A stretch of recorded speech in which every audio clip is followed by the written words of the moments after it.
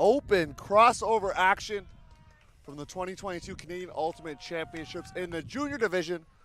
We have an all BC matchup for you. Really excited for this one. We got Mischief in Dark out of Vancouver, taking on Canyon and White out of North Shore, BC. Theo Wan here with Clayton Howlett. Ben Hubner on the ones and twos, producing for us on the camera as well. Clay, this is it. We've headed to the part of the tournament where teams are going to decide their championship fate. Yeah, Theo, that's right. These crossover matches, lots on the line. Theo, during our break from our last stream, my heart rate is up.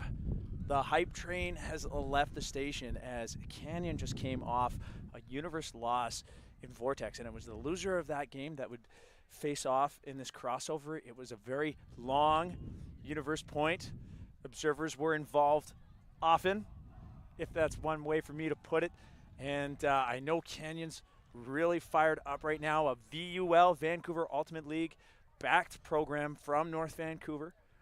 Basically, if you're familiar with Vancouver, picking up everybody from the North Shore and above is welcome to try out and try and make the Canyon roster. They have players from all over the North Shore and beyond, moving up into places like Bowen Island even. So regionally a diverse team, quite a large catch-all area for Vancouver. And facing off against Mischief, which is typically a Vancouver center team, as just the density there allows for many teams to come out from that region. And a turnover early on, giving Mischief the energy that they need. Mischief, a team you mentioned from Vancouver, they're 3-0. They didn't really have close games in the middle pool. Perhaps they're thinking a bit underseeded. No team scored more than 5 on them in pool play. Seeing very interesting defense from Mischief right now, really backing their players. They seem to have a beat on the fact that Mischief is athletic and has been pretty huck happy and can form lots of separation just like that. Cal hanging up a throw. Couple players in the area, but it will fall to the turf. We'll see if there's a call. You had mentioned some calls in the previous game. We're hoping that it'll be a clean game throughout, but observers getting involved. Yeah, number 73 there, just looking like he got conked in the back of the head. Not sure if he's making a foul call, but fielding just explaining to the observer where the contact was. He's not really sure how it happened. I did see though, Theo, and I'll mention, I couldn't hear their conversation, but I will say I know exactly what the theme of what they were talking about. Coaches from both teams coming together before the game, saying to each other, we want to highlight some positive athleticism from our players in this game. We are a little bit worried about contact. We know that in the junior division, sometimes when players have had a really roller coaster of a game, they need to be recentered, guided to kind of flip the switch and reset back to just the pillars, if you will, of Spirited Ultimate. And I know they'll have no problem doing that, and that's not to say either of these teams are coming from an unspirited place, but once in a while it's just good to take a deep breath. So both coaches coming together before the game to talk about that and relay that to their players. So the observer ruling here, or signal regardless, is a foul contest. So that disc will go back to the thrower.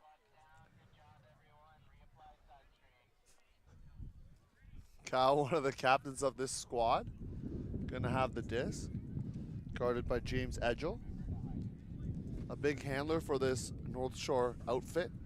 Saw him on multiple points towards the end of the game for number 5. Theo, the possibility of seeing our first upwind break on this field today. That is true. That is a good thing to note for the audience. Wind going left to right. Cal gets stalled out with a no contest. So Canyon gonna get another opportunity.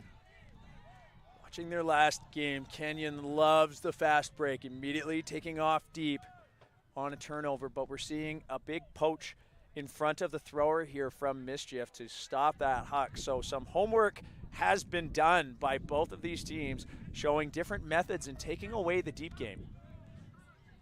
Working to the far side, Edgell has Millie in the backfield if he needs him, but decides to go with a backhand that's going to IO him and be swallowed up by Ryan Keon,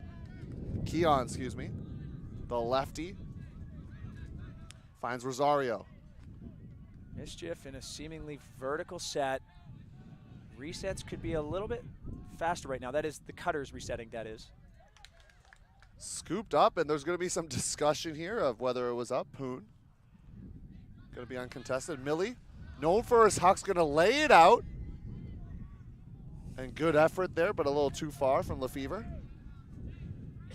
Theo, it looks like that player may be down with an injury. Thank you, Lefevre hitting his head. Oh, Lefevre, I'm sorry. Told it wasn't French. He said that happens quite often. It kind of tricks you because it looks French, right, Clay? Yeah, you want to get it right the first time, and we've had lots of teams sporting both Francophone and Anglophone players coming together, which has been a really neat thing to watch, actually. And so we're hoping Lefevre's okay. I do want to walk it back to that throw. Something I saw watching that last point in the Canyon Vortex game, a last point which gave me lots of time to observe. It was about a 15 or 20-minute point. It felt like that. It felt longer, actually. My take on Canyon was the hucks themselves, the throws were good, but they're always too early. Or maybe that is to say they're too hard, too much of a laser. Often Canyon would pick up and pipe it. But if they had waited a second or half a second longer to throw it, it would be perfect, easy for the receiver to run onto, but they throw so early and so hard that the majority of their hucks have been too far out of reach. Person defense here. Rosario gonna put up a big backhand. Settles in to Chen. And that throw gonna be too high. Chen, known as race car to the team for his speed. Canyon back out on the move. Creed finds Millie. Millie has that big flick huck. We saw it earlier. Had a receiver going deep in Lefevre. Oshaderi can't reel in that pass, and it's been 4 turnovers now for the North Shore squad. Ryan Kian gonna pick up, and he was on last man back duty that point for Mischief. Did a great job of really backing the check. Oh, excuse me, it's Freddie Rosario picking up, but Ryan Kian making a cut up the line, and as I was saying, he did a great job of playing the last man back. He was 5, maybe 10 yards back from the vertical stack for Mischief, knowing Canyon wants to throw it deep. Canyon deciding not to go with a zone look here, deciding to go with person defense, try to make things difficult. Rosario lets the pass skip over to his teammate in Chen. Chen going around to Rosario. Rosario going to be almost every other. You can see it already. Going to be a big part of this Mischief group. Getting unders on the open side are Mischief as they work it up. Less than 10 yards away. Up the line. And Mischief gets the break. Victor Poon comes down with the score, and that's the first upwind break we've seen on this field. Absolutely. That is a big one with the conditions that we've seen today, that it's so difficult. We see Mischief getting warned about charging the field there on the goal by the observers. He has to signal goal first. For those unaware, our observers make 3 signals upon a goal. They will first point at the ground, signaling that the disc has indeed been caught inside the end zone, after which they'll bring their thumbs to their shoulders, look at each other, and determine that there are no calls, travels, fouls, picks that have been called on the field that could bring that pass back. And then lastly, lift up their arms in the air like goalposts to indicate a goal. Now, because they need time to be able to see each other and confer with both players from, well, not confer, but observe, if you will, each set of 7 players from each team to see if there's any calls. It's kind of a pet peeve of theirs, and actually something that can be penalized if players are rushing out onto the field before those signals are made. We see a timeout called by Mischief, Canyon, after getting scored on upwind here. So probably time to guide the energy a little bit. Gonna check to see if it is a timeout, but Mischief is coming in, so it looks like it is a timeout. Player's gonna get a break. Probably the O-line gonna go back out upwind, and we're gonna take our break as well in the booth.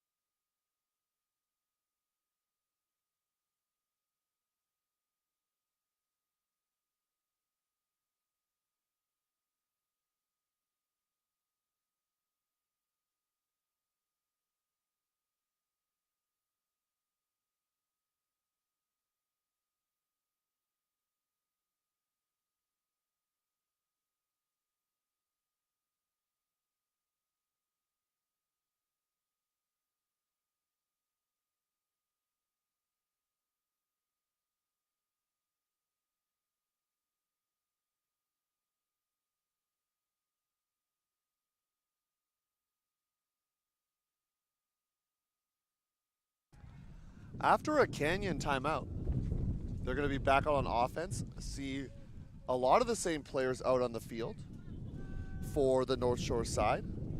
But Clay, what'd you see from Canyon? They're the team in white as wind really starting to pick up, and they're really going to be thrust on that upwind side.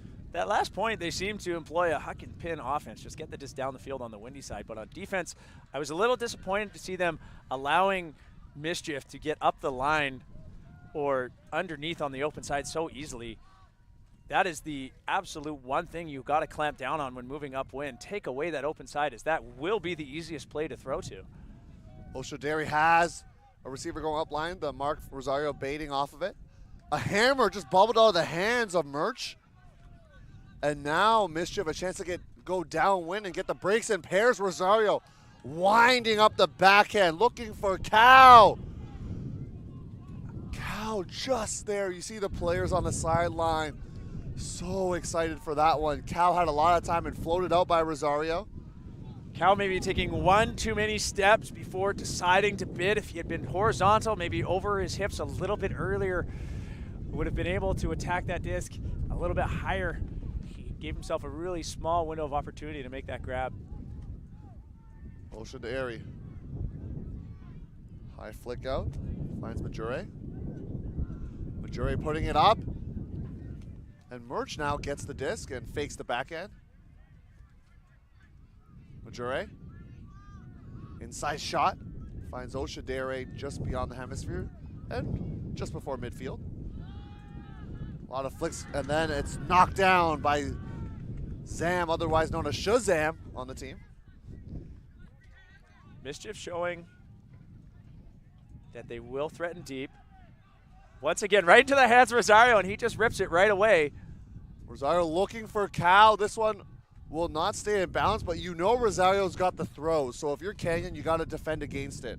This D-line handler is going to be good for them, for Mischief.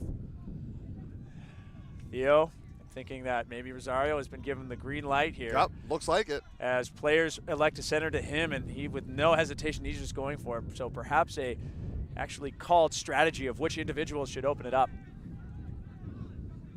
Throw going to settle in the turf. Good effort there, of course. We got to give love to the effort from Studer. But now Mischief, a third opportunity to get this break. They are going downwind, folks, so they have this advantage. Keon going to have the disc for Mischief. A vertical stack with an ISO in the lane. Trying to find that isolation cutter in Poon, but that throw bouncing off his chest as it was quite low as well. So Canyon's offense now getting a little bit more organized, doing a side stack with a horizontal lineup. Theo, I have never seen that before. Looks like they're looking to kind of take turns and go one after the other. Smacked down by Keon, but it looked quite almost like a double team there at a point. I'm going to be, from what I saw, two handler defenders there, but there's a call as well.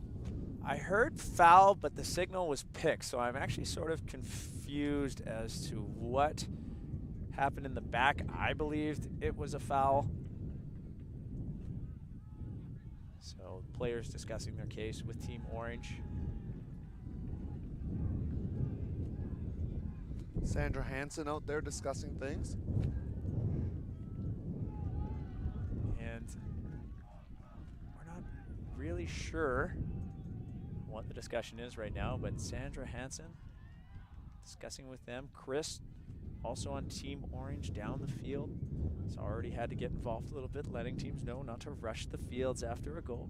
They're excited. They're excited. It's a chance for quarterfinals for a lot of these players never playing in a CUC, right? We had 3 years of not having a tournament, so we're going to see where the disc lies. Observer ruling as Sandra put her hands over top and flip them up and down, indicating that's a signal for turnover.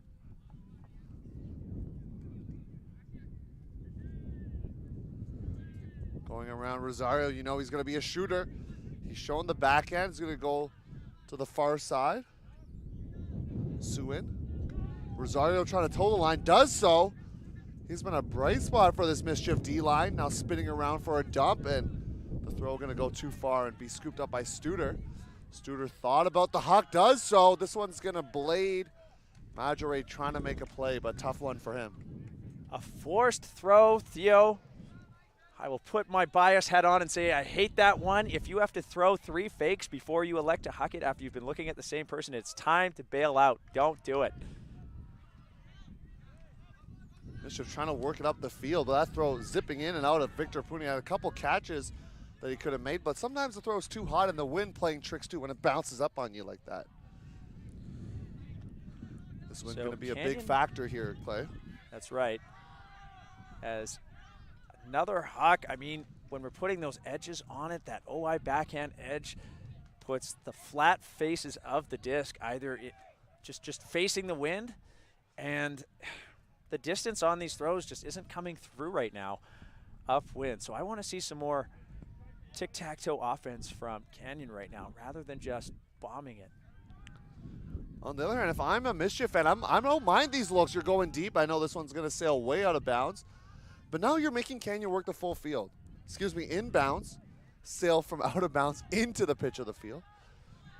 Yeah. But I don't mind this look for Mischief. Canyon, I want something different.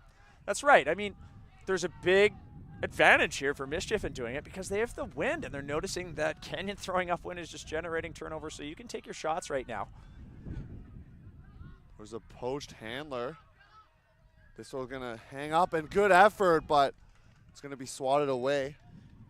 Kian remaining a force in the air right now. I'm loving his play at the beginning of the game. He's taking away the deep options, both passively and actively.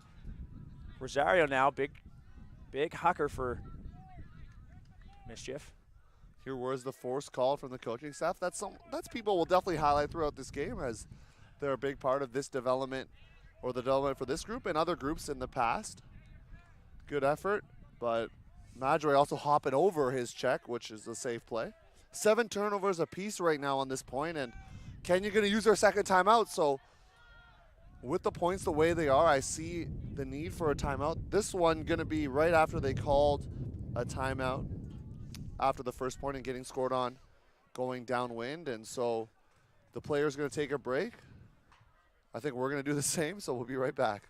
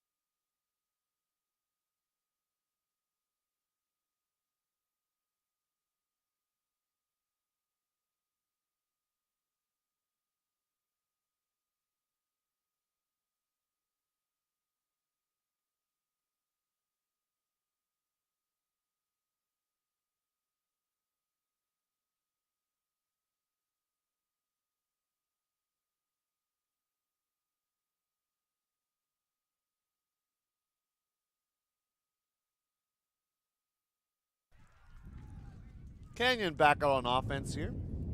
It's the second point of the game. It's 1-0 for Mischief. This is open crossover action in the junior open division. Theo, I love this defensive look from Mischief. We see them pushing the hammer up into the lane where there is a poach. That does give the free swing around, but it's completely taking away the upfield. But Canyon able to make something happen.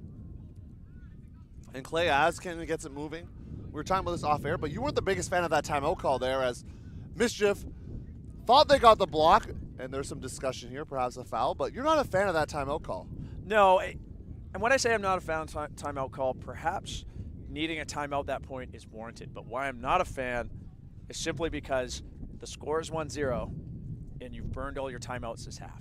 And sometimes those timeouts are a great tactical decision in the moment when you catch it just right outside of the end zone. You're going upwind, your entire team's behind you. The stall is halfway through at count 5. You need a reset. You need to be able to have time to set up a play. So you call a timeout and you get yourself out of a really tough spot. Now, Canyon, no opportunity to do that. It's it's quite literally just the beginning of the game. Perhaps, of course, Canyon coaching staff could have felt they had no choice, but I do not like the arc of what could be their half, calling 2 timeouts so early. It's just such a bad spot to be in when the score's only 1-0. What if you need it at the goal line with a high stall, right? Or another situation, you've run out of it. So Mischief has the advantage on the score line and also on the timeout line here, as more discussion to be had, folks. And while there's some discussion taking place, we can also have a chance to thank our sponsors. Clay, why don't you shout them all out for us? All the sponsors who make this stream possible. I Am Ultimate, of course, helping produce it. So Tushar Singh, Ben Hubner. Let's start with where we are. We are on the VC Showcase field here today. Perhaps you've seen the big flag flying down at one of our end zones. We've got this beautiful facility at the Credit View Sandalwood Fields here in Brampton, Ontario. The city of Brampton, one of our sponsors. The province of Ontario, one of our sponsors. And we can't forget our biggest sponsor in Discraft, providing us probably with the most important piece of equipment that we need to have this event happen, and that's our discs.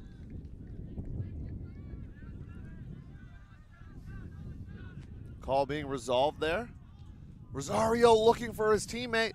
That's Poon. Poon's been all over the field, just not able to collect it. He comes into this game with 4 goals, so you know he's going to be out there buzzing. See the squeeze defense once again from Mischief, forcing the disc to move sideways, but Canyon takes an over-the-top shot to get it moving. Kapazinski, the big handler, thought about the back end. Going to reset instead to Studer. They are not double teaming right now, but really got someone in that middle and then forcing the resets to be difficult. Canyon's doing a good job of finding the person that's left open when that squeezes on to come get the disc, recognizing the play, but a hammer that's going to trail out of bounds, and Chris, the observer, going to tell us where it landed, throwing that little orange pylon. That's right. There was a discussion on whether that was a stall down, but the players agreeing, it's a turnover, we'll just take it down on the field. So that hammer, probably out of desperation, at a high stall count.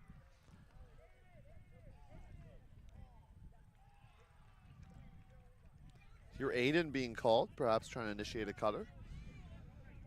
Keon, the lefty, thought about the huck, going to settle for a reset. There's Poon getting a reception. He's been all over on the unders. Trying to force some disc space a little bit on his check. Now going around back to Keon at midfield, who then changes the width of the field to the far side. Mischief in a vertical offense right now, but they're doing something I really like, and that is big defensive play. You had to stop what you were saying. I had to stop play. And watch that, Theo. That was a massive block by Canyon. Coulthard going volleyball player style. Just probably hurts a little bit more than a soft volleyball, but they'll take it. We see Studard running down to go tap the disc in. Studer with Rosario checking him. Not looking at his resets. We're going to have to put up the flick. It's going to be a jump ball. Edging to the left and knocking it away. Nicholas Cow, a captain for Mischief. We've seen Canyon really struggling on these resets as Mischief is just putting so much pressure in the backfield and really taking away the unders, inviting Canyon to huck. There is a discussion, and Team Orange, Sandra and Chris making their way out, trying to discern what's happening. We are 24 minutes, 25 even, into our time slot. Theo, we're on point number 2. That is correct. It's point number 2. So perhaps there's a lot of calls, Theo, but what I will say this, these calls are not really negatively spirited. There have been lots of calls made. Yep. We're not seeing a lot of argument or anger. An argument by a third party could be made that making too many calls is perhaps unspirited, but in the meantime, you know, the discussions are friendly.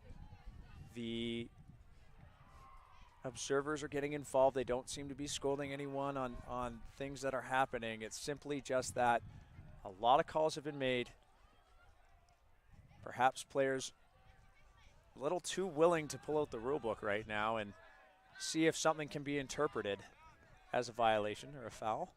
Don't think they have the rule books in the pockets, but maybe in their heads right now. Rosario with the disc, and Kenyon doing something similar, sloughing out of the open side handler. Keon indicating someone to go deep, and saw him winding up the back end. Going to go up line to Rosario. Rosario never really being in bounds. Was pretty out of bounds when he started to try to catch it. That's right. Mischief is doing a good job with the vertical stack, that after a player cuts deep, they make 2 hard cuts. They change one deep cut that didn't work into an under, but that time Cannon just locking it down. Kabazinski, this is their best opportunity. So close to the goal line, but can also get things very crowded. And that throw going to sail over the head of Oshidari. Canyon having a lot of bodies moving in front of the disc. Probably could have used a little bit more of a systematic approach to that end zone. It seemed that 2 to 3 players were all cutting at the same time. When you have the disc on the goal line, that is so difficult, because while there are lots of people around, there's too much traffic for you to throw past. A timeout taken by Mischief, as our score in this game is 1-0. Only 58 minutes remaining. The time, Theo, 12:56. We are 26 minutes into the game. It's been a long point. We're going to take a quick break and be right back.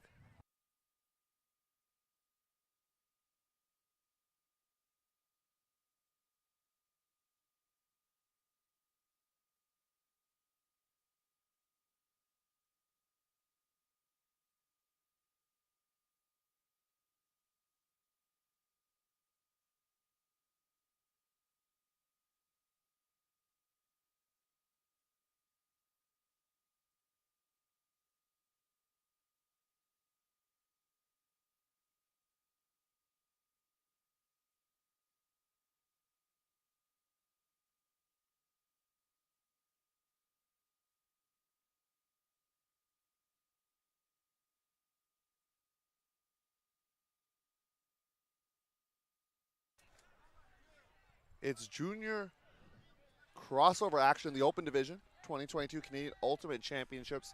Theo Wano here with Clay Howlett. Ben Huebner, our producer. Clay, you want to point something out, it looks like. Split stack. Mischief set up, 2 players in a pod close to us, 2 other players down on the other side. Handlers really spread out, but we see Canyon putting a last man back. They know this could be a deep play. And there's a call right off the bat. I believe that's a violation. That is, the disc was not tapped in before all those players started moving. Sometimes, Theo, it's hard, and I'll say this from my own experience, it's hard not to be a lemming out there once you watch everybody start moving thinking that disc was called in. So what's a lemming for the uninitiated? For a lemming for the uninitiated is a creature that will follow one of its own as they start marching. Used to be a real fun video game. That's a video game, right? Yeah, That's yeah, right, I've heard Theo. of it. Back when the the Pentium, the 586s were bound. You don't know what that is, but I don't think our viewers, if they're junior fans at home, know what that is either. They probably don't even know what a Walkman is out there. Very, very old computer. But we are just getting the everything sorted out. The thrower, the mark, Team Orange, all figuring out where everybody's got to be.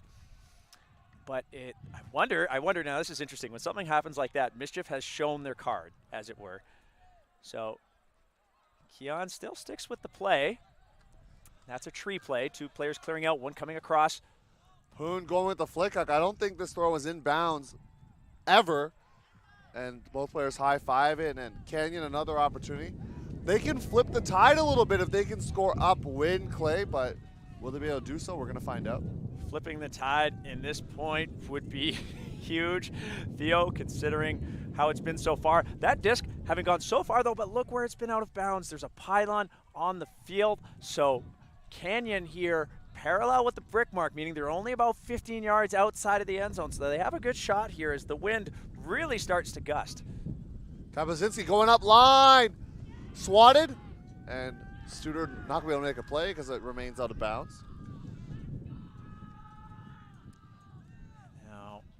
Okay. This is interesting because now we see Mischief setting back up in the same offense. I wonder if we're going to see the tree play again. Coach Cody for Canyon letting his players know what he thinks is going to happen. Rosario goes straight up the line, though. Keon gonna dial up a backhand. It's gonna hang. Studer knocks it into his own teammate's hands, and there's gonna be some discussion. You mentioned one of the coaches for Canyon. There's 3 of them. Blake Merriles, Cody Hubbard, Eric Jan. Eric having a sister playing in this tournament, Danae Jan, Team Canada player. Also for Eclipse, a team that I'm going to predict here, Clay, we're going to see in the final. I'm just going to put that out there. So the coaching staff for this first-year squad, you talked about the VUL back team, and I'm not a BC person, so you know more about the North Shore. Maybe you can explain a little bit about that area, because for the uninitiated like myself out of Ontario, I don't really know. The junior program in the greater Vancouver area, there have been teams that have popped up as their own entity and decided to register in junior clubs, and then there are other teams that are an actual program that is backed, sponsored, or partnered with, in order to find field space and in order to make registration easier, perhaps share a little bit of the financial responsibilities in that they register with the Vancouver Ultimate League. And now North Vancouver used to have a team called Bonfire that was more of the club oriented, just getting their own thing going. Nothing wrong with that. And they were a team that often threw curveballs at these other more established programs. But now a totally separate program here. We have Canyon, which is basically North Shore and up as they described it to me, but a VUL, Vancouver Ultimate League backed program, just like most of the other junior programs from Greater Vancouver. So that throw goes out of bounds. A stall down called against Keon. He is now making his case. So it looks like it's contested, so it will come back to Keon. The stall will come in at 8, I believe. I'm seeing some signals going back and forth. It's actually quite confusing right now, looking at the observers kind of talking about 2 different problems on the field. So Sandra and Chris on Team Orange might meet up and discuss what the call is, as there's some competing arguments going on. It's always good for teams to get together. Your team likes to do that, some team bonding, and observers do the same. They have their own little hangout here at the field complex. Got their own snacks, got their own language almost as they hang out for dinner every night. It's always good to see Team Orange be in sync because they have to work together, especially in the finals when there's 4 of them. Yeah, they have their room back at Dis Central called the Observatory. Oh, that's fun. That's fun. They discuss perhaps the philosophy and science of being an observer, but having them work together is great. Studer going cross field, batted away, but it's caught by Canyon. But there is a call, folks. There is a call. Studer, the one throwing the flick across the field. He's a little upset, perhaps. We're going to see what it is now being discussed. That passed the definition of hospital pass, and I'm going to explain why. Perhaps that player who's injured did not have a shot. There was too many Mischief players around him, but you absolutely have to have the presence of mind that you're not going to jump into the back of someone's head. This is obviously accidental, as Mischief players all taking a knee. No one's okay with this. Everybody's upset about this. This was 100% an accident. It's a tough one. But, Theo, in every single division, there's unfortunate times like this where we have to remind our players you have to make sure that when you make a play, you're not putting someone else at risk. So, this is a tough one. All players seeming a little shook up about it. We see some captains on the field now talking about what some coaches talking about what went wrong. We're just going to hope that player, as Coach Blake stands over him, is going to be okay as he holds the back of his head. But perhaps a meeting after that. Once again, an accidental play. So that player is going to take an injury sub. The players shake hands. Now we're seeing a PMF being awarded. It's a yellow card. Personal misconduct fouls. Usually awarded for when a player has been playing reckless or not giving due care, and I'm thinking more it's on that side. Unfortunately, just like I was saying, you have to give that due care that you're not going to put another player's safety, especially their head, at risk. You know, I'm glad everyone is looking okay. This is a good learning experience for all the players. We don't want anyone to get hurt. Sewin believed to be given that card, and it is a goal for Canyon. After all that discussion, just want to confirm that as players are high-fiving as well. Studer will get credited with the assist as Canyon gets the hold upwind. So interestingly enough, 2 goals on that left end zone, the more difficult end zone right now to score in, as winds continue to gust here in Brampton, Ontario. A goal will be called. Coulthard gets credited with the score, and it's 1-1 here, Clay. And this one, a little backflip celebration. Love that. The double Chris Montgomery. I mean, it's probably a good thing that, you know, Canyon seeing that their teammate is okay. It is time to celebrate, as scoring that big upwind point, as we are now at a score of 1-1. That point was a marathon. But Theo, from a coaching perspective, you know, I want to point out this is a really difficult juncture in games like this, because while we feel that neither team is trying to hurt or contact or play unspirited against each other, they're just both playing hard. This can get players anxious and kind of in a negative headspace. Just it starts with disappointment. It starts with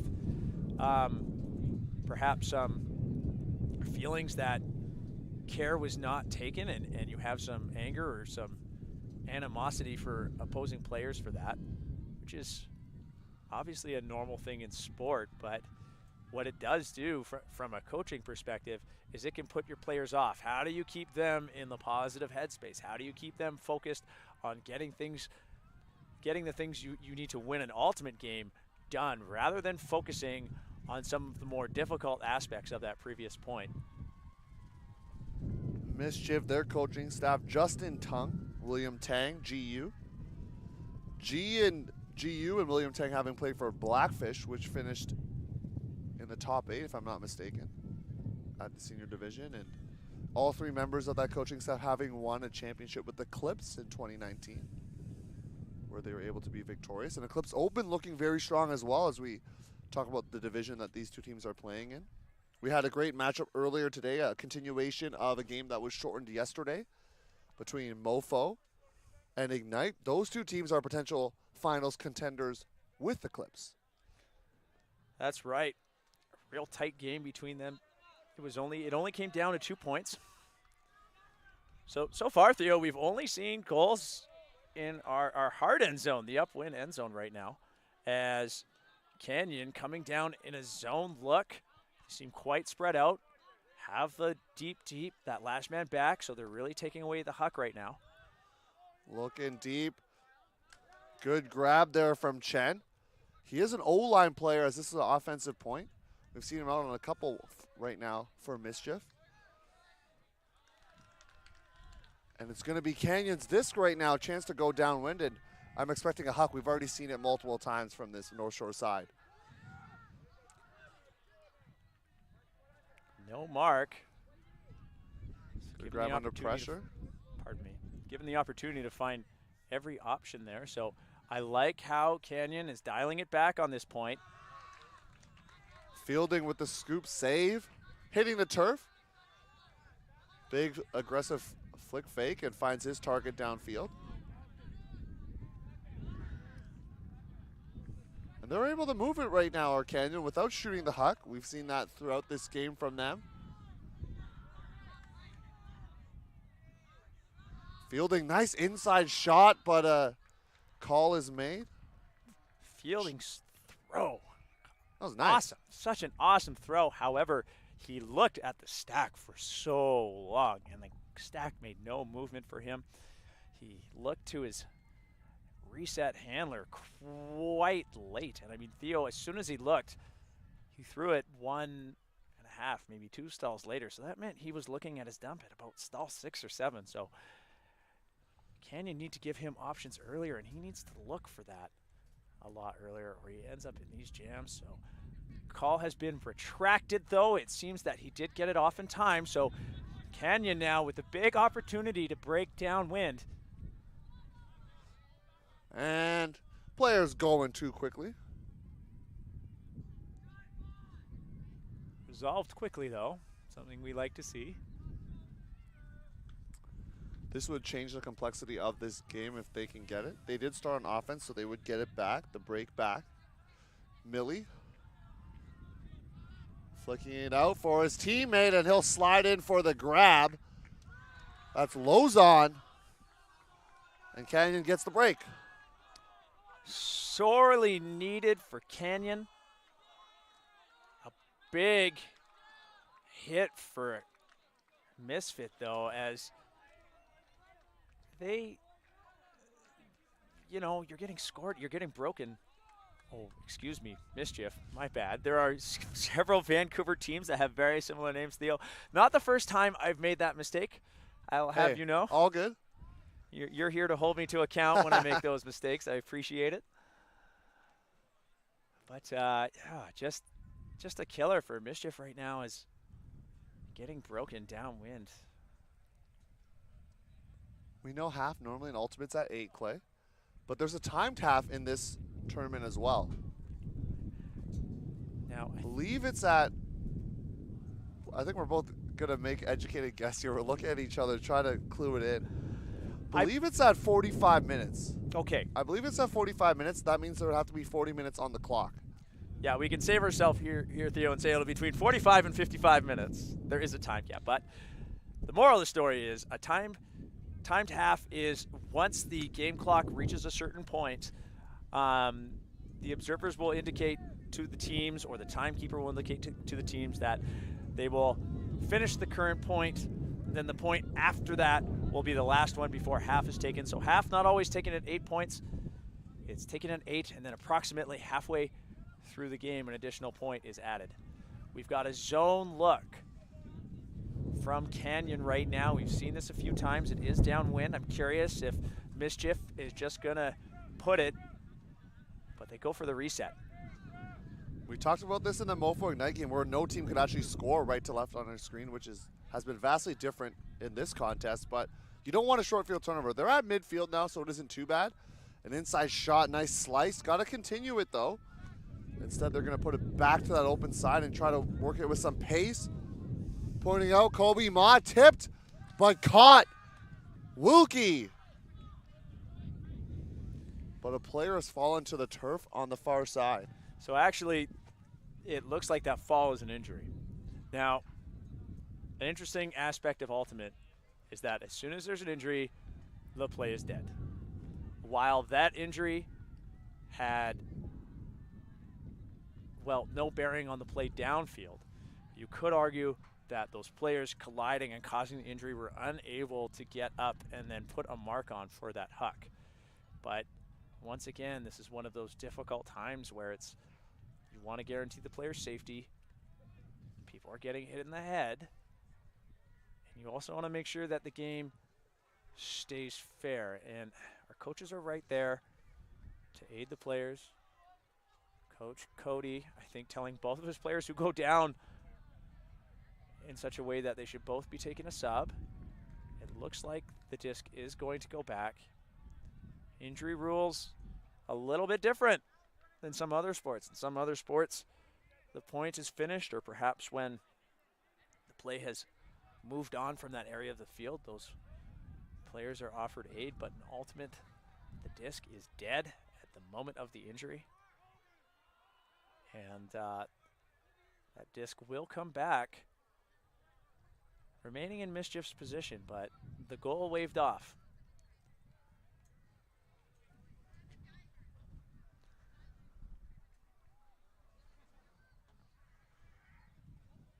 For both teams, the consistent stoppages can be difficult for these young players to navigate, right? They're used to having going fast, playing with some flow, and having these stoppages can be quite difficult. So it's a chance for these young players to learn and see what they can deal with in terms of this adversity, the wind, the stoppages, dealing with observers, perhaps some for the first time. Yeah, and also being on the stream, and you're 45 minutes into the game and 3 points have been scored. I mean, there's so much that these players have to tune out to continue to perform. A lot to think about for them. It's going to be a high stall going backfield. Nice one-hand snag there from Wong, Sonny Wong. A captain, and he's going to launch it out. Smacked away by Edgel. Edgel's smack, as you say, effective that time as his first. On the previous throw, just didn't have enough power to get it away from the intended receiver. But that time, making sure he gets enough of it to make the play. Mischief setting a zone. They've had a really tight zone today. I love to see that from Canyon, attacking the cup, making the zone move around, giving lots of options, but now looking for the around reset. Things are getting tight. Man defense on the handler reset. Really difficult when the cup is like suffocating you as a young handler. Just no real choice there for fielding, just having to rip it into the rest of the Mischief defenders. Tough zone going upwind, and gonna probably see that a bit more here. Shen, another lefty on this squad. Love when lefties are out on the O-line, really changes the dimensions of what you're doing, and that throw gonna skip too low for Chan. Well, a better opportunity for Canyon here is Mischief electing to stick with a person defense on the fast break. Sometimes it's very difficult to set up your zone, and the offense gets a few throws off if they pick up the disc right away and move it. Now Canyon working it up the open side. Fielding an Edgel, trying to play a pitching catch, but it's going to be saved. Creed. Perhaps Caden want to slow things down here. A couple throws popping up on that upwind side. Edgel needs some help. Gets a cutter bursting out of the stack, but it's a layout block from Mischief. Making things happen, that's Kobe Ma. Ma, clutch defense considering the position of the disc on the field.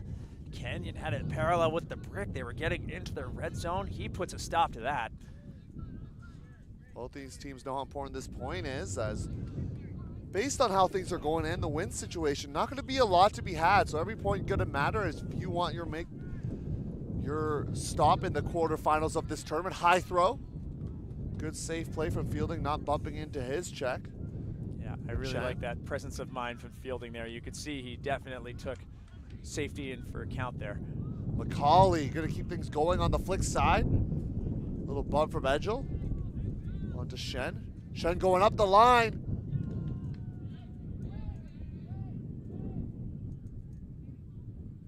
There's some discussion because one observer ruling it out, one observer ruling it in, but now it's ruled inbounds for the score.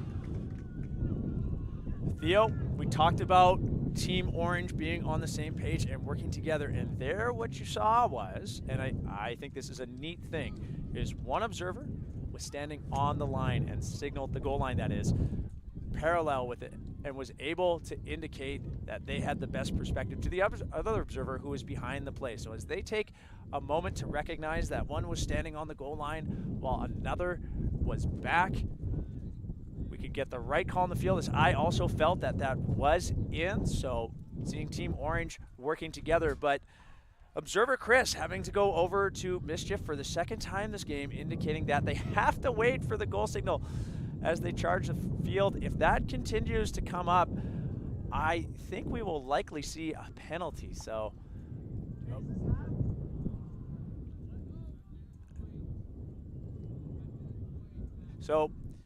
Theo doing a little bit of calling out here, and it is as you suspected, or at least reminded our viewers, Theo, that there would be a timed half.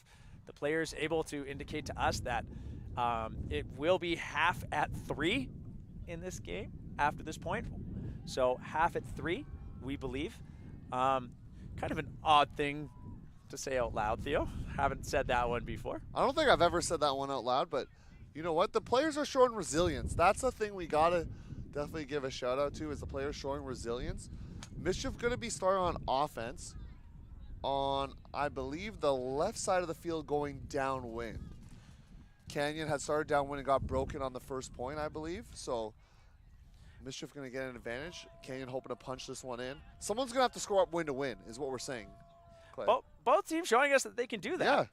So the zone look from Mischief going downwind, forcing, see this is interesting, forcing Canyon to throw lots of little throws where we've seen lots of turnovers today with these gusty conditions. This would be huge for Mischief if they want to make their way to the quarterfinals, move up from the middle pools. Bid coming up empty from Oliver. Going up the line, but tapped away. Oshaderi saving it, perhaps saving the game and a quarterfinals run for his squad. That was huge. Big block. We've seen a really tight zone from Mischief in this game. So this is a 3-3-1 with a very aggressive middle in player. So the mid, almost part of the cup, sometimes even playing person defense on the reset. So an extremely aggressive cup look. It was caught. Not sure if that was down, but the play's going to continue. Majore. Theo, from our perspective, very down. We heard the bounce, but both teams agreeing to play on. It's going to be inconsequential there as Canyon turns it over downfield. Mischief does have a timeout if they want to use it. They've only used one. We saw Canyon use both very early in this game, and now realizing there's only been a few points played, maybe it was okay. Theo, that has me chuckling a little bit as we've only scored a few additional points when I was worried about timeouts being burned before half. So, as you say, no longer an issue. Mischief looking for the underthrows. We see a lot of backing from Canyon right now. I would actually like to see the opposite, as the Hucks are going to be very difficult right now, and Mischief just marching it up the field under. Almost giving free unders, which is interesting because it's more difficult to work it up on this side. Now they're going to try to get it to the other side of the field. They do so. Rosario has the disc knocked away. No harm, no foul. They're going to keep playing. Seeing Rosario do a good job on the D line. Putting it out into space. Almost there. DeBeer flipping it over. Finds Cowan. That's an upwind break for half. That is absolutely massive for Mischief. Yeah, after half, Mischief will be starting on offense. So probably the worst case scenario for Canyon starting the next half. But I guess what could be worse, Theo, it could be 5-0. So this game, it's extremely tight. We're only talking about a 1-point difference. So while a difficult position, certainly still within the reach of both teams. We hope you stay tuned for the exciting conclusion of this matchup. Winner going to go to quarterfinals.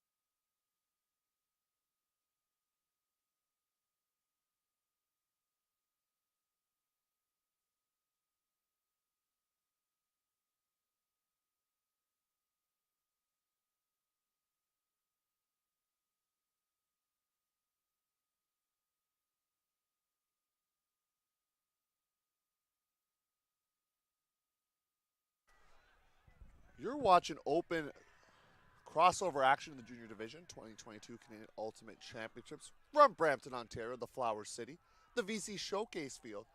Theo Wan here with Clayton Howlett. We have a Spirit timeout right now. The two teams playing, Canyon out of North Shore, BC in white, and Mischief in dark out of Vancouver, St. Province, British Columbia. Clay, what are we seeing right now? We're seeing a Spirit timeout that was called by the observers, or at the very least they approached the coaches and determined that it would be a good idea. But, coaching staff and observers driving that Spirit circle before the start of our half here. I did have a chance to talk to Sandra in Team Orange, one of our observers during half, about what the general atmosphere is leading to this. I mean, we've seen it from our perspective up here, Theo, but just to hear how the players have been speaking to them and how things have been. And in a word, it has been recklessness. She indicated to me that no one out here is trying to hurt each other. Players are making sure that their opponents are okay after there have been a multitude of collisions. But just not having that extra moment before trying to make a play to consider some of the potential consequences of how others could get hurt. So the observers feeling that it was time to remind all the players that safety is paramount in these games, and that we would have to make a change this half, or this could go down the very dark path of beginning to penalize each team for any continued recklessness. The score coming into half, 3-2 for Mischief. Mischief scoring a break to take the first half. They are receiving on the left side of the field. You see the disc at the hands of Canyon right now. This could be that organic break for Mischief, as the wind has been blowing left to right to go up 2 points. Kapusinski was on the bench but called out to pull for this Canyon side. Wind still being a bit strong here, Clay, and so this is a huge point with the amount of time we have left, just over 20 minutes, so this is important. 2 timeouts apiece still. So we are seeing a zone look, a 3-3-1 cup from Canyon, and Mischief throwing a lot of deep strikes in the back despite the deep being in position. Mischief has just been throwing past it, so all players on Canyon right now playing pretty honest. I want to see Mischief, when they do get the disc onto one of the sidelines, to be able to work it down there. They seem to then reset it back to the middle of the field, onto the trap side. That throw going up, and a Canyon defender just 2 hands spiking it out. That's Kai Creed, volleyball player. You see why, doing a little volleyball block out there. Canyon taking advantage of just whittling down the patience of Mischief as they throw out something that's fairly easy to cover. But now Mischief responding with their own zone. Smart, because it's going to be very difficult moving in this direction against a zone. While Mischief has done it before, they throw something up that's thrown into a lot of traffic and a turnover ensues. Mischief has it just behind the brick, maybe 20 yards outside of the end zone.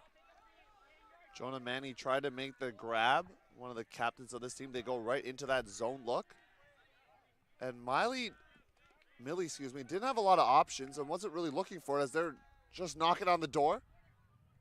Fitting it in for the score.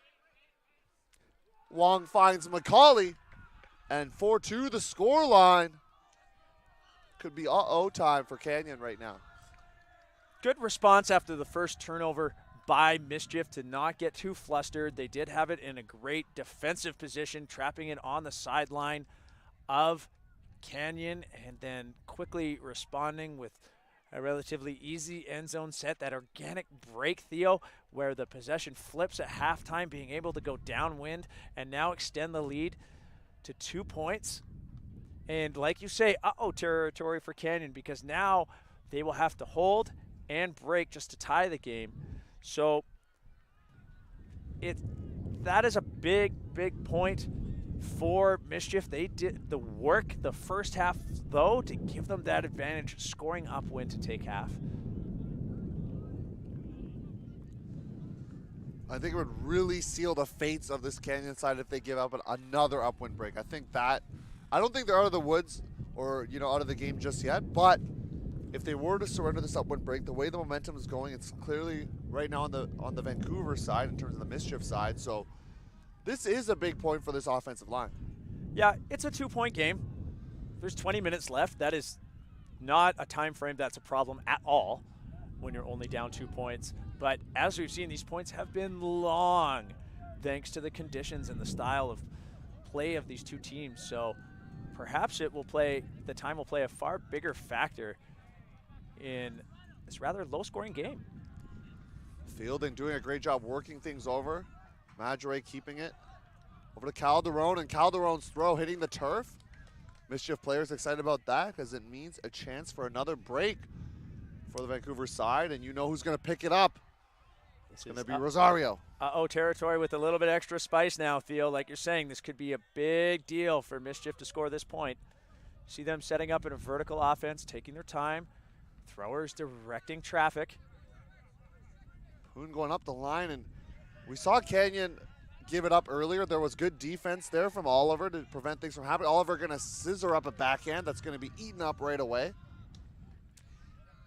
If you're going to huck and pin, you need to give yourself time to pin. So that huck probably not the best choice. Madre coming through, kind of a blindside move. That is a foul. And what people always get caught up in ultimate is that if I get to the disc first, it's okay. But if you're going to make a play on defense that will result in contact, then and that the player can't avoid, then it can be dangerous or can be a foul. But the Eclipse player recognizing perhaps that, yeah, maybe I was just out of position to begin with. He's not going to make that call. Theo, I'm sorry, make that mistake again. It's Mischief. There's a lot of similar names here, and a foul call drawn on the throw by Fielding before Rosario can run away. Rosario may be thinking, I'll just run away. They won't make the call. Yeah, but you can't run from the law, Theo. Is Team Orange out there ready to stop that and just say, no, we're gonna have to get involved from this one. So Canyon keeps the disc. The law on the field being Team Orange. Can't escape them. They got the cards. They got the eyes. Wait until the final one. There's 4 of them on the field. Madre holding with the flick, and it's going to be knocked down. Really eyed that open side of the field to McNair and didn't really look for the reset options.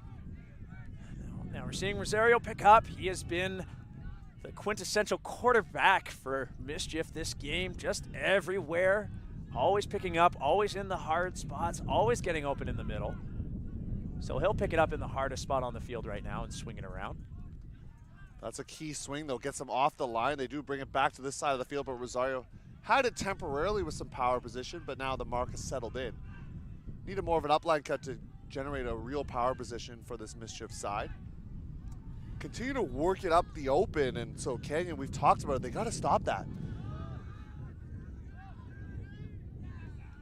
So we see a foul on the throw there, but I do want to extend what you were saying, Theo. Mischief is looking to get it to the break side, but I feel that Canyon is doing a pretty good job of stopping those resets right now. And while Mischief is working up the open side, it seems to be their second or third choice to do so. But that means we also need to see a 10 stall defense from Canyon right now. They're stopping those first few throws, but if it's stall 6, someone's getting open underneath. You haven't put in the defensive pressure for all the time you need to. Cal working it back and forth with Poon. Poon's throw just hitting the turf and putting his hands in his face. Couldn't believe it, but now Poon right away playing some defense. You want to see the resilience from these young athletes. Fielding up the line, won't receive the disc as it settles into the turf. Seeing some frustration on the faces of players on both teams right now. Long points after air can make you real mad. Completely warranted. Mischief still able to work it up the open side for small gains, but they're inching their way up right now. If I'm Oliver, I'm letting his check Cal go deep. Let him try to go deep, because right now they're not throwing it on this upwind side take away that space, that covered upline space. Madre getting in there, and two Canyon players making things happen. They kind of heard me. I think McNair gets credited with the block. Now, Theo, I'm curious to see here, as you made that point, Canyon has been putting a last man back to stop the Hucks, and you're right, they want to let them huck, but then they're letting the unders get open. So take advantage of the fact that you have that deep support. Rosario's huck, it's going to hang up. That's what happens on the upwind side. Great effort by Poon to come back and even just have a chance for it. Checking his wounds. Turf burn's a real thing out there, Clay, so I'm sure Poon making sure he's okay. Canyon in a side stack now, seemingly falling back into the middle. Fielding's going up live with a lot of space. Scoops it up from behind him. Nice behind the back catch there. Had a receiver onto the break side, electing not to hit him and settling back in for a reset. Fielding catching the hardest throw in ultimate, and then going into the end zone alone, and it's bobbled. A heartbreak for Canyon right now. If you're a North Shore fan, you want to see Fielding reel that in, bring the deficit down to 1 here. And this backing up, will it stay in bounds? Elevating for the grab, get up.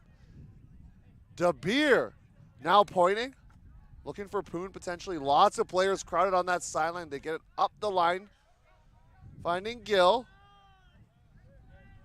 Andre doing a great job taking away this open side, even poaching and flashing in the lane. A Scuba reset too far. Would have liked to see Gill actually change his posture, step around, point his hips, his shoulders at the receiver he wanted, looking upfield for quite a long time. He might have reset the count, though, on a fast count. McNair. You know Fielding's going to touch the disc once again, but that throw for Fielding going to be too far. Gill getting that right back, and he's going to have to elevate now. He does so for the grab, and then putting out this back end, sitting in, and Cow comes out with it. The captain gets the score, and this could be it for the Canyon side. An upwind break, devastating right now. Gill, when you watch this later, I'm not flexible enough to do it anymore, but you put my foot in my mouth with that point. Great defense, and then a great huck into the end zone. Mischief showing that resilience we've talked about, getting another upwind break. The score now 5-2. We've been told by Sandra helping us out that it is a timeout for Canyon. Canyon trying to find a way to come back here. They're down 5-2 with about 12 minutes to go.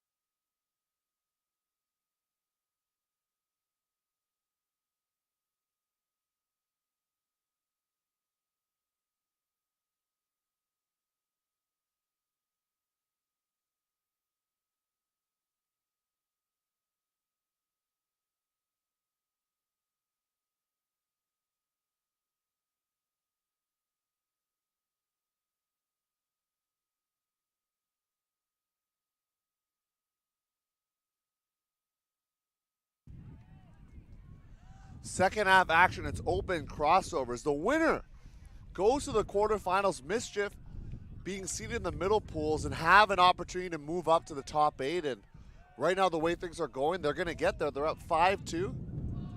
Theo Wan here with Clayton Howlett, Ben Huebner, our producer. Millie choosing not to collect the pole. That's going to be difficult because now the zone can set. This is the danger zone for Canyon. Zone by Mischief been super tight today. They're in the own end zone. I can hear Callahan calls coming from the sideline. If you're a handler, you hate this.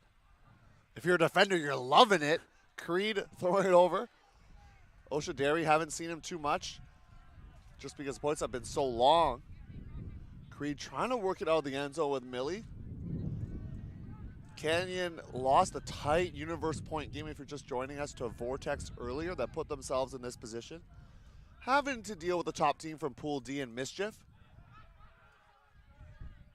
Creed needs to find something. It's gunning high. There's a hammer that's going to float in the air.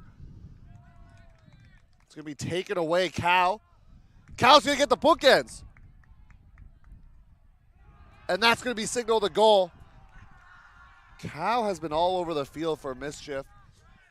Gill's going to get an assist, a second straight one. That's actually the same connection as the last point for a break. Yeah, Cal showing us he loves making moves in the end zone. Big strikes earlier, now 2 points in a row. Gill 2 assists in a row. We see a big celebration from Mischief. Rightly so. Theo, the score is 6-2 now.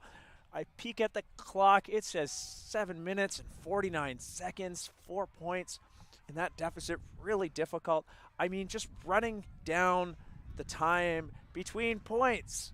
You don't need to use that gamesmanship we've talked so much about on the stream with the T and the O. You can just kind of take your time right now. Put a zone on. You've got 90 seconds to pull. If a massive break train run starts from Canyon, then perhaps you can consider using other tools right now. But right now, this is going to be nigh impossible for Canyon to make up this deficit with the time remaining. For Canyon, this is a team that beat Mischief at regionals and was told by the Mischief coaches it wasn't particularly close. So Mischief trying to win that grudge match are doing so right now. And they've been doing it by being, I think, the team that's adjusted a little bit better to the wind than Canyon, and I think you see that reflected in the scoreline. I think not just adapting to the wind, but showing they have more looks offensively in the wind. More options. We can go under, we can go out, we can make those plays. We have lots of players that are comfortable getting the disc in the wind, while Canyon has shown that they're really struggling with resets. They're really struggling with getting open under, but also some good strategy from Mischief this game and really locking down the unders and having that deep support in the last man back to cover the other players on strikes. The zone from Mischief been really tight today, generated a ton of turnovers. Great undercut there to scoop things up. Montgomery. Cooper Lozon on the field. Haven't seen too much of him, and good to see him getting some burn out there. Fires a pass over to Montgomery. Just outside the end zone, and Cooper Lozon going to get himself on the board. Going to spin the disc in celebration. That's the hold they need. Like to see some of the players that haven't got as much burn making some plays for the Canyon side. Cooper Lozon, love to see that heart and excitement from a player you haven't really played this game. You come on, you make a great catch in the middle of field, you show some chilliness with the disc, then you get in the end zone and have my favorite celebration of this game so far. Congratulations, sir. That is the sort of example you want to show other players, that it doesn't matter whether or not you've seen the field this game, you're willing to come on and get the job done.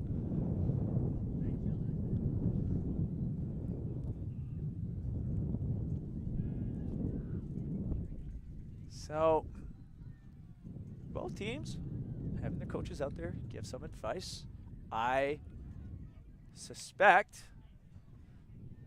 that Mischief will be really aggressive in getting down the field here on this O point. And then we'll put that zone on O-line or not. It doesn't matter. They've been using that zone on every single point. those Mischief players stacked up really tight on the goal line right now. I see a lot of players that we saw that with Canyon, and seeing some players that are getting some burnout on the field. As we say, getting a little PT out there.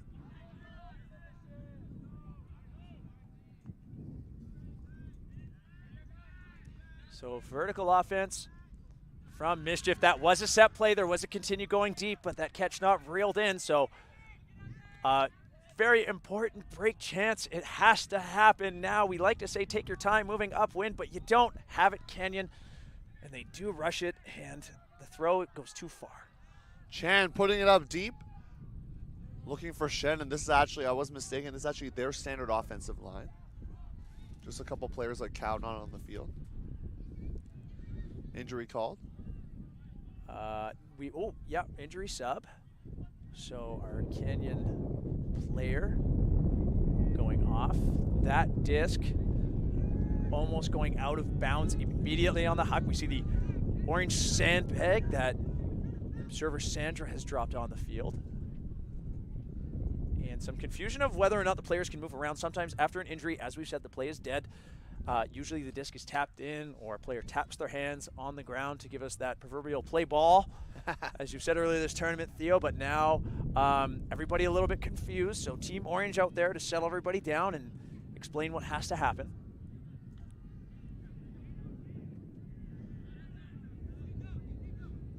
Fielding picking up now for Canyon. See if they can get an upwind break and make things interesting here. Cooper Lozon back out there. Saw him score the last goal, finding Edgel now. 5 yards away up the line, fielding. Instead they go reset. Real tight in those spaces for Canyon. Gonna have to get rid of it. Manny has the throw, batted down. Canyon in this game, Theo, it has been a story not looking to their resets soon enough. Really trying to force getting into the end zone. One could argue, yeah, Clay, but you said they had to score really fast earlier, and I did, but move the disc at stall 1 or 2, back to the harder side of the field, and then open up the field a little bit. Holding the disc for 8 stalls versus 2 passes at stall 4 each. Same amount of time, and you'll make your life far easier. Fielding. Big handler for this Canyon side, moving it up to Edgel. Fielding has gone into the deep field space, so they need someone to reset, and that becomes Fielding, but that throw too low for him to reel in.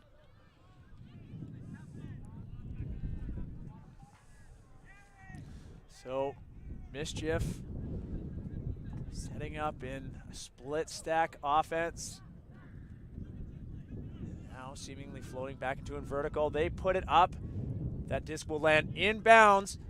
Massive point. That huck, while not completed, landing in bounds. Difficult side of the field. We'll likely see a zone look for Mischief right now. And with only 1 minute and 15 seconds left, the zone to suffocate this offense, which they've done so well today. That team being Mischief, so well in suffocating this right now, is really going to eat up the clock. And Theo, I think this one's over. Yeah, you saw Coach Yu telling Mischief to just throw it deep. Great effort and coming through for the flying block. Kobe Moss still making plays for his team, doing it in style with the hoodie on. And takes off the hoodie now to give himself a better view of the field. Like to see that when you have the disc. You want to have all angles in your peripheral vision. He wants to put it back on for style now, flipping it on number 25. Needs some help. Ooh, great shifty cut for the move. That's Sonny Wong, and that's going to seal the game for this Mischief side. They've shown some real tenacity, I'm going to use that word, poise. Don't think hard cap is called just yet, so we're going to get another point on the field. That one going to be the last point, 7-3 the score. That's right, Theo. In Ultimate, the next point begins as soon as there is a confirmed score. So now I see observer Sandra walking over to the Mischief coaches and letting them know that we are in cap, so there will be one more point. Observer Chris doing the same thing. There is the horn. And so this will be the last point of the game, as this point did begin technically. And after this point, the game will be over. We'll either be looking at 8-3 or 7-4 for Mischief. But don't fret, Clay. We got more action coming for the audience. 2:30. Mischief women's program taking on Toro women's. Quarterfinal action. 4 versus 5 seed. A chance to take on Eclipse in the quarter. Probably is what it's going to, or in the semi, excuse me. But stay tuned for that 2:30 Eastern. And then at 4:30 Eastern, we got open quarterfinal action. Teams TBD for you. We'll let you know during that women's quarterfinal broadcast. Zone look from Mischief. Canyon doesn't care. They put it immediately. That huck did have a few receivers in the area, but it is picked up by the wind and sails out of bounds. Studer shooting it through multiple players there, it looked like. So got the angle. Great spirit there. Bringing it up. Majura, excuse me. Rosario is still out there for this Mischief side. Showing patience right now. Good floaty back, or flick, excuse me. Now this backhand's going to float out. Get up in the air. Great gab by De Beer. Looking for a Poon, finds him, and then has Cal going deep. Coach Yu yelling at his players, make it a highlight play, and we see it. But unfortunately, the very next throw right into the ground. Coach Yu knows they're on the live stream. They want to maybe chop up some highlights for some tapes. Maybe some of these players want to try out for U20s or teams like that. So they want to make sure they get some footage out. We get that. That's going to be a strip call. Probably a no contest from Gil. Gil agrees immediately. Still seeing the zone look from Mischief. Had a lot of success with it today. Great around break, though, from Canyon. Trying to keep things moving, but foot blocking it down or knocking it away. Shazam, we're going to call him, Victor Zam.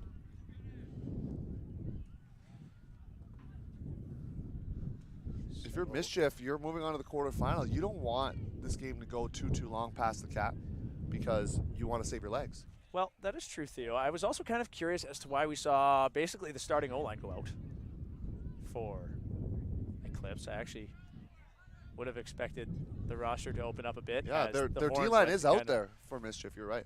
Very sure part in the D-line, but certainly the players we've seen all game. I would have thought this would have been the time to sit them, but you know, sometimes those players just say to coach, I'm good, I got one more. If I'm not feeling too hot, if I'm starting to feel something twinge, I'll take an injury, but I'm not really worried about the injury. I'm worried about the fatigue. When you're a player, when do you ever tell a coach to sit you off, especially a juniors athlete? You're going to say, Coach, I want in, baby. Put me on, Coach. As we see Rosario Madra just taking a seat here.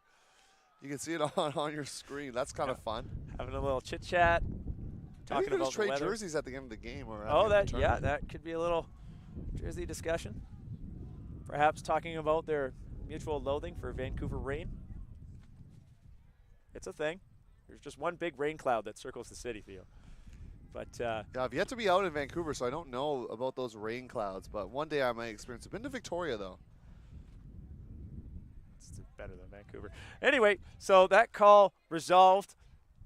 Gil with the disc now. Mischief looking to punch this in and end it. And they're going to look to do just that with Gil. Big huck and good seal out and block. Really just took position there and making things happen. Byman. Excuse me, that's Lozon, Walker Lozon. Canyon putting a little bit of a different lineup, so they're trying to get people some extra opportunities to play. Moving up quickly past field, perhaps a travel, but none called. Coach, you still working the sideline here, jogging and talking to his players. You love to see that from a coach. Big hammer coming up. And no one there. Theo, I loved everything about that offense until the hammer, but if we just forget about that last throw, that is the offense that Canyon needed to have this whole game. fast disc movement, continuing cuts, coming without any hesitation. Perhaps now that the game is a foregone conclusion, the pressure off of some of these Canyon players and they're playing a bit more loose and having fun out there. But unfortunate that they can't get it in that. But now they'll have another opportunity as another huck is underthrown. Chance to work on some things, right? You can, as we say that, the huck goes up. Receiver was standing still when the throw went up, and that's never a good thing if you're throwing the disc, because your receiver doesn't know if you're going to throw it, and then they're going to have to run onto it, and the defender usually is pretty close if you're at a standstill. So unless you beat them in a foot race, it's going to be difficult. I'll put an asterisk on that. If your defender is face guarding, that is if they have no idea where the disc is, and your offensive cutter has their hips spun in a certain way that you can put a throw up that they absolutely can run onto, great. But when both players not really set up in a way that they could make a play on that, kind of a difficult thrower-initiated play to pull off. Rosario telling his receiver to come underneath. A lot of fakes from number 23, Rosario, trying to move the mark. Gill now on that far sideline, getting it over to Zam. And we're seeing Mischief do a lot of fakes, really trying to move the mark. And he's getting a lot of success with that if you look where the mark is. It's about several disc lengths off, and then he's able to pivot anywhere he wants. Great cut from Poon, faking deep and really chopping his feet for the under. As they continue to work into the open side, that's De Beer. De Beer looking for his teammate, finds Zam for the score. Ruled in, and Mischief is moving on to the quarterfinals. They defeat Canyon, an all-BC battle. Clay, we're going to wrap this one up, put a bow on it, and get ready for our next stream. So share your final thoughts before we sign off. Well, you said a lot of it this game, Theo. I think the zone defense from Mischief really, really effective, while Canyon's defensive looks, both in zone and man, seem to have two things happening at once. With these conditions, this game was a story of defense giving the other team too many opportunities to finally get the difficult ones. Canyon's defense today in the backfield deep, they were really shutting down any deep strikes. But then in the middle of the field, players were also backing their checks, and it just gave Eclipse lots of chances on offense to do a lot of tic-tac-toe up the field, which they did, using superior wheels and movement to get open under. So perhaps some adjustments need to be made by Canyon in thinking about how can we have a seven-man consistent team defense. And for Mischief, I'm generally happy with their play. Just perhaps work on those fundamental throws a little bit, as their biggest problem this game was just a lack of execution on a lot of throws into the wind. Mischief gonna move on to the round of 8. We got a quarterfinal matchup between Mischief out of Vancouver and Toro out of Toronto in the junior women's division. That's gonna be in less than half an hour. Stay tuned.